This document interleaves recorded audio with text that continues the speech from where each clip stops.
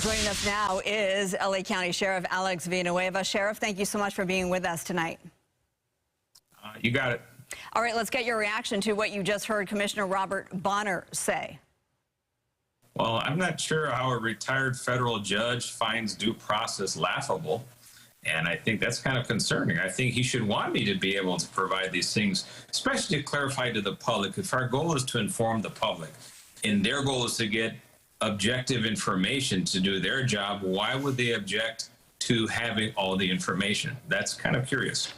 You have complied in the past before. Why not this time? What's different?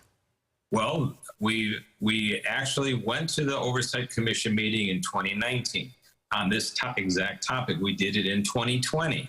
We did it under oath in April of this year, pursuant to a court order. Everything they wanted for. They got everything they wanted.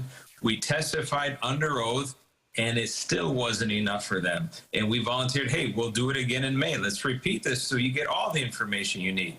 And what they did, they changed the entire venue to this public forum, which is oddly devoid of some of the basics that you would expect out of a fair process designed to seek the truth.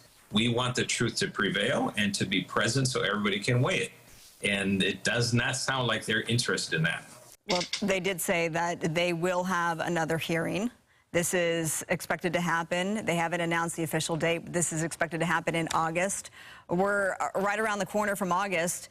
They said that you and your undersheriff will be held in contempt of court. Are you willing to take that risk, or do you foresee yourself appearing?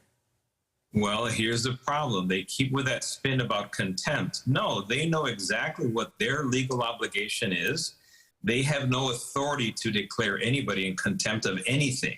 If they want to enforce a subpoena, they have to go to court, and the court will order compliance with the subpoena. And we always follow the orders of the court.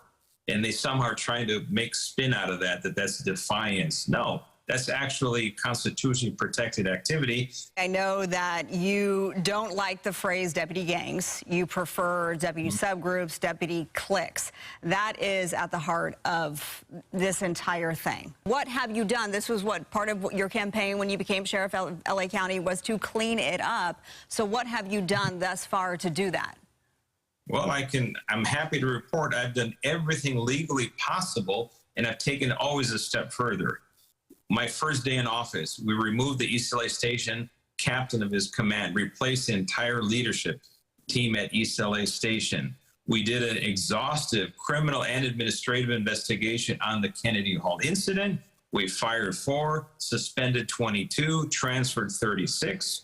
We initiated a policy. We implemented the policy, did a video, had every single employee sign a letter saying that they understood the policy and as part of their personnel file.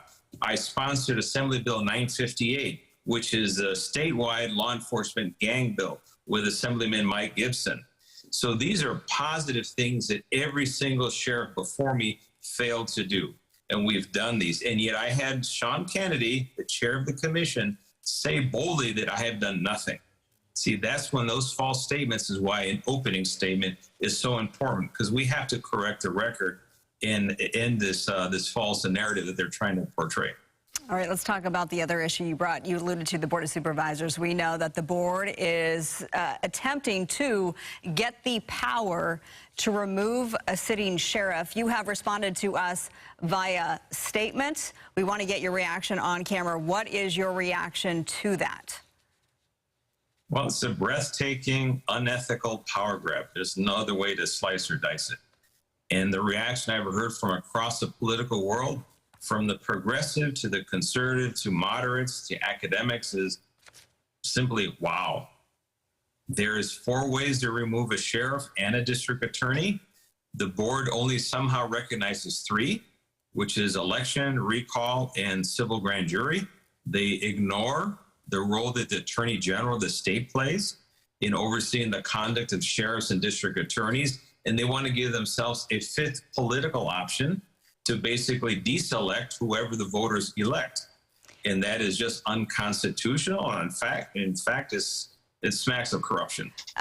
What is your communication like with the supervisors? How often do you speak to them? Well, I thought decent communication with 2 of the 5, and this last move, I'm really wondering what they're doing, what their obsession is, and scary because they're both the legislative and the executive branch of government, as if they don't have enough power already, and they're trying to grab even more and remove the only true counterweight to their absolute power in county government. And that should scare everybody. All right, Sheriff, we know that you have a lot going on because in the midst of all this, you have a campaign. So we will let you get to that. We appreciate your time tonight, LA County Sheriff Alex Villanueva. Thank you. Thank you, Marla.